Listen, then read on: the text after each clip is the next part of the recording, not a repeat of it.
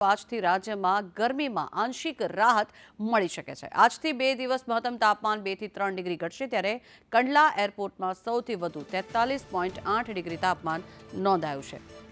અમદાવાદની જો વાત કરીએ તો 42.6 ડિગ્રી તાપમાન અમદાવાદનું નોંધાયું છે, ત્યારે પાટનગર ગાંધીનગરમાં 41.6 ડિગ્રી, ડીસામાં 41.6, ભુજમાં 41 ડિગ્રી તાપમાન નોંધાયું છે। આ તરફ વલ્લભ વિદ્યાનગરની જો વાત કરવામાં આવે 40.3 ડિગ્રી તાપમાન નોંધાયું છે, ત્યારે વડોદરામાં 40.6, સુરતમાં 36.4 અને વેસ્ટર્ન ડિસ્ટર્બન્સના કારણે થઈને ગરમીમાં પણ આંશિક રાહત મળે તેવી સંભાવનાઓ વ્યક્ત કરવામાં આવી છે। સાથે જ દરિયાકાંઠે પવન ફૂંકાવાની પણ શક્યતાઓ છે। 15 થી 20 કિલોમીટર પ્રતિ કલાક રહેશે, ત્યારે આજે માછીમારોને દરિયો ન ખેડવા માટે પણ ખાસ સૂચન આપવામાં આવ્યું છે।